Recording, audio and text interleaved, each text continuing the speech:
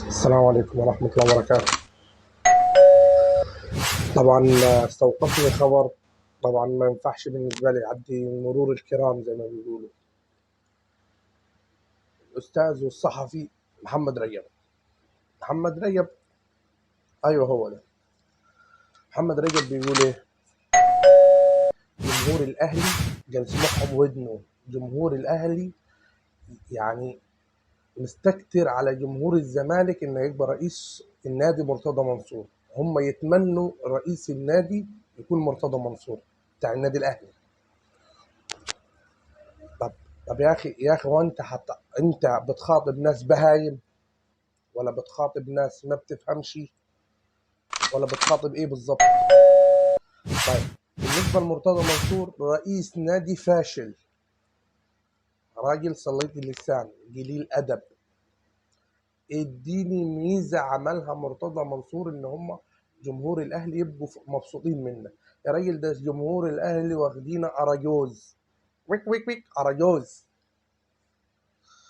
بس انا مش عارف نقول عليك ايه غير ان انت، انا والله العظيم اقسم بالله ما بدات اشوفك الا غير لما شفت مرتضى منصور. الاول كنت قاعد في غطايتك، محدش شايفك ولا سامع صوتك. طبعا المصيبه الاكبر احمد مرتضى منصور رئيس نادي الزمالك مؤقتا لحين اجراء انتخابات. يعني على راي اللي قال لك ايه، انا زي بابا بالظبط، في الشده شديد، في القوه قوي. يا اخي جت هنيله اللي عايزه خلف. طبعا انا الباشا محمد رجب بيقول ايه؟ الانجاز اللي عمله مرتضى منصور انجاز كبير، انجاز عظيم، ان هو صفر لعيبه اليد. يا راجل تحسب لي ده والنبي يا شيخ الانجاز ده، والنبي يا شيخ ظبطوه كده وحطوه في الدولاب بتاع نادي الزمالك، ان هو جمع لهم دساكر وصفرهم يعني. مش عارف نقول عليكم انتوا جيتونا من وين، حسبي الله ونعم الوكيل فيكم والله. طيب، معانا خبر تاني برضو. جمال عبد الحميد هزازين الراس. هزي هزي هزي. مرتضى منصور عمل شيء لا يحسد عليه، ان هو جاب دساكر لعيبه الزمالك عشان تسافر، ورغم ان هو خارج المشهد السياسي بتاعنا. من فين خارج؟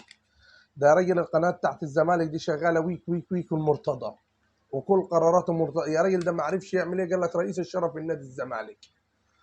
يا اخوانا انت هتضحكوا على مين؟ الله يخرب بيوت ابوكم. في موقفين حصل.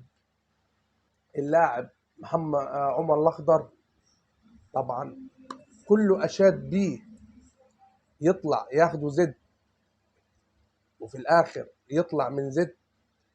يعني انتوا ايه نظرتكم وانتوا ما عندكمش لعيبه ولا عندنا اي حد؟ يعني لاعب زي ده ما نمسك فيه يا سيدي، نمسك فيه.